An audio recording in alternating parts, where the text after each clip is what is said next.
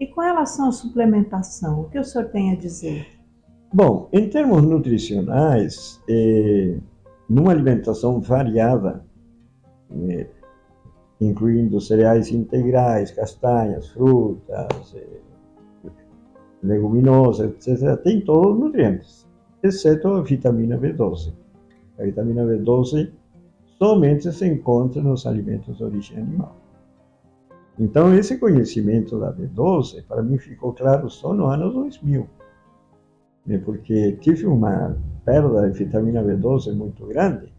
E o pior que nesse tempo, na medicina não lidava ainda com esse problema, porque geralmente carência de B12 pessoas idosas.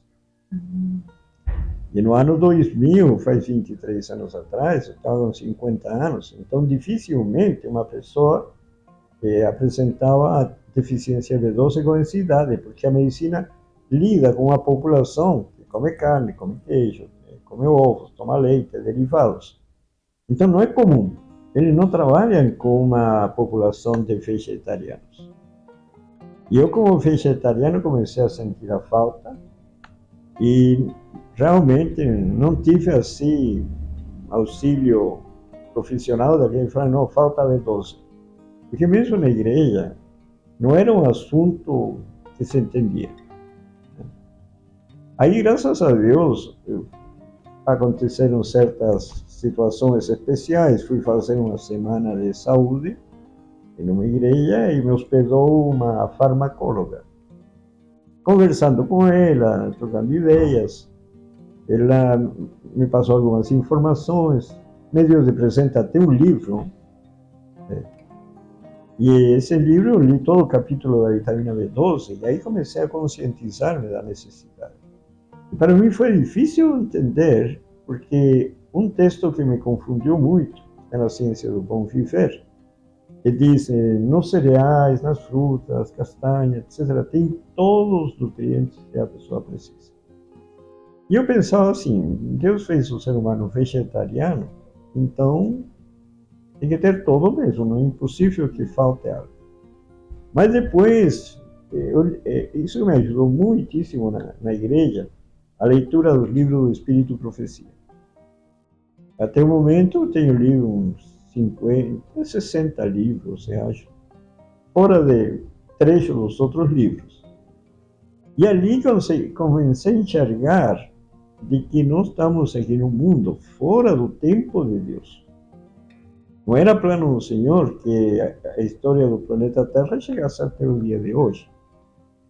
E tem uns textos que dizem, logo após 1844, já se a igreja, como igreja, tivéssemos nos consagrado e cumprido a missão, Cristo já teria voltado. Mas aí, esse atraso não é por falta das promessas de Deus, é por falta nossa. O que acontece? Que foi acabando a vitamina B12 no ser humano, porque ela é comunicada de mãe para filho, por meio da gestação e depois no aleitamento. Então, segundo a literatura médica, isso está no Goodman, livro de farmacologia, que os casos de B12 começaram a aparecer nos anos 90 para cá.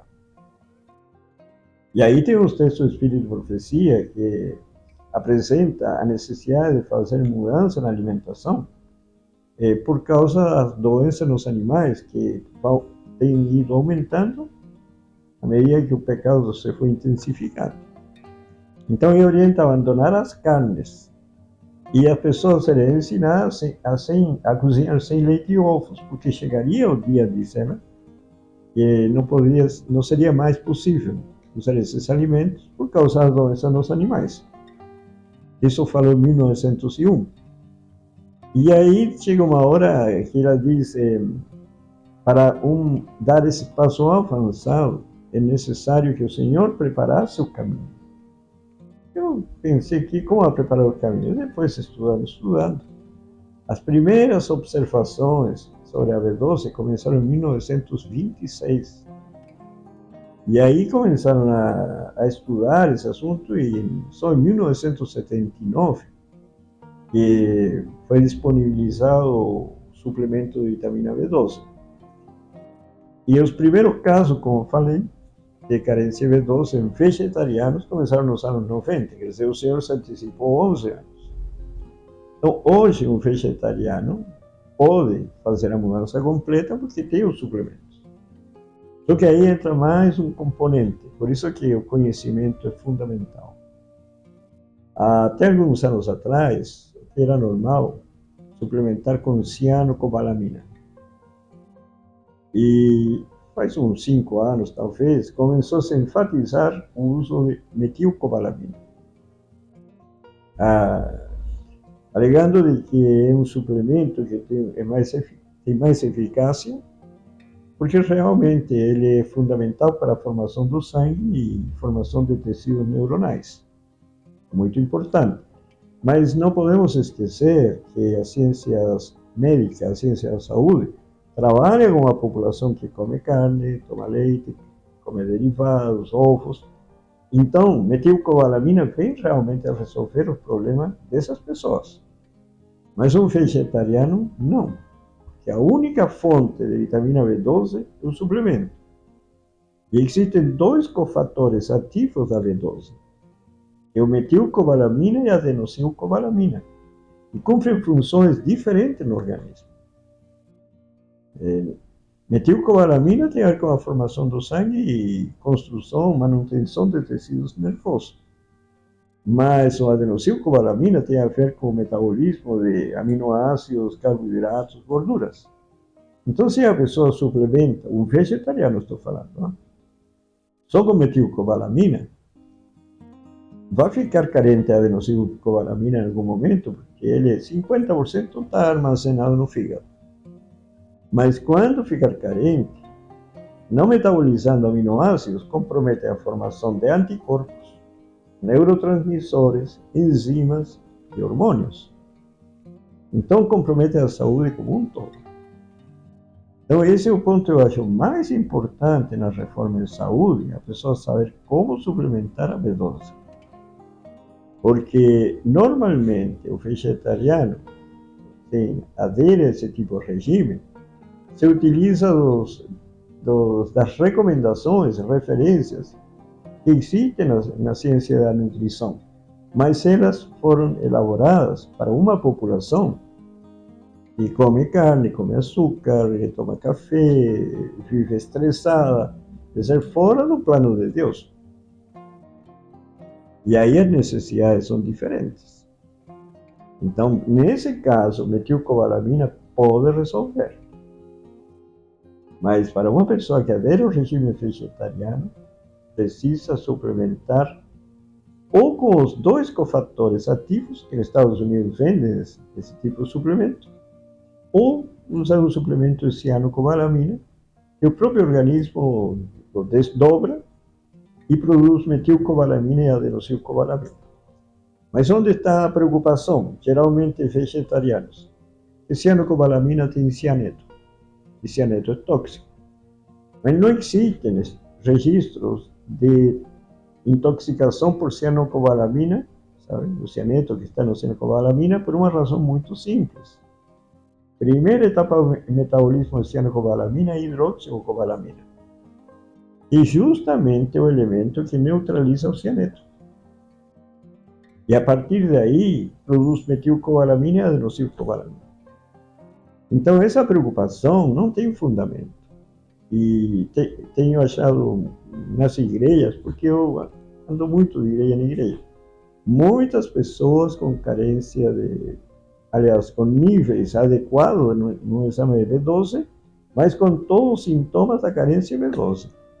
Mesmo estando com os níveis normais, mas está faltando. Sim, porque no exame de B12, não faz diferenciação se é metil, se é adenossil, se é hidroxicobalamina. Mesmo o conjunto. Então, se a adenossilcobalamina é baixa, hidroxicobalamina é baixa, metilcobalamina alta, vai dar um resultado satisfatório. E qual a dica que o senhor dá para quem quer mudar os hábitos de saúde? Primeiro, é bom adquirir conhecimento. Aí, na Igreja Adventista do Sétimo Dia, tem sido muito privilegiada, se podemos dizer assim, com os livros sobre saúde, foram escritos por Ellen White. Aí nós temos Conselhos sobre Regime Alimentar, Conselhos sobre Saúde, o livro Temperança, Mente, Caráter e Personalidade, volumes 1 e 2, tem o livro Medicina e Salvação, enfim, Ciência do Bom Viver e Vida no Campo. Com esses 8 livros, tem um conhecimento bastante amplo de como cuidar desse corpo, que é o templo do Espírito Santo. Então aí eu acho que é difícil errar. Mas quando a pessoa pega uma informação daqui e acolá na internet, o risco é muito grande. Porque tem muitas ideias que são misturadas, sabe? Então, não é um conhecimento assim bem completo e que esteja em harmonia com o que Deus estabeleceu. Então, começar procurando conhecimento. E onde as pessoas podem encontrar o senhor? Aos contatos? Bom, normalmente pelo WhatsApp ou pelo e-mail, sabe? Essa é uma forma de entrar em contato. Meu e-mail é matapia@gmail.com. O senhor tem um canal no YouTube, né? Sim, tem o canal Saúde para a Eternidade, tem mais de 50 vídeos de saúde e sinais da eternidade, que aí apresento vários temas sobre vida no campo e também palestras que tenho dado sobre saúde relacionadas com o plano da redenção. Inclusive nós vamos deixar o link, né, do canal, dos canais, perfeito, né, aqui no vídeo. Então, gente, esse foi o nosso vídeo de hoje, né, onde tivemos essa entrevista maravilhosa com o professor Manuel Tapia. E muito obrigada, professor, pela contribuição que o senhor está dando para muitas pessoas que assistem o nosso canal. Né? Amém. Deus então, gente, não esqueçam de deixar aí nos comentários o que você achou. Né? Dê um like, compartilhe com seus amigos. Se você ainda não é inscrito, se inscreva e veja se o sininho está ativado. Né? E também faça uma visita nos canais do professor Manuel Tapia, né? Tem muitas informações maravilhosas, já entrei lá, já assisti vários vídeos dele, né? Muitas dicas boas. Então, até o nosso próximo vídeo.